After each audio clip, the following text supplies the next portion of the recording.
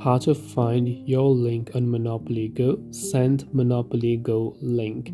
Now if you wish to find your link on Monopoly Go, all you have to do is, first of all, you have to go ahead and then launch the Monopoly Go game.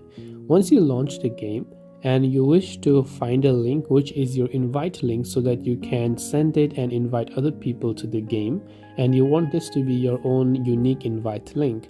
Now after that, after you launch the game, from the bottom right you can see the option called friends.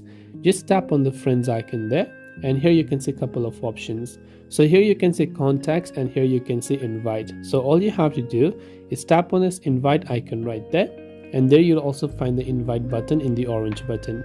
So tap on it. When you do that, you will see a list of pop-ups. You can choose to directly send the link to somebody, but to find your link you can just use this copy icon right here, you can see, in order to copy the link, and you can send this link to anybody else you prefer.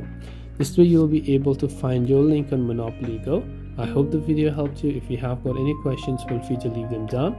Thanks for watching and see you in the next video.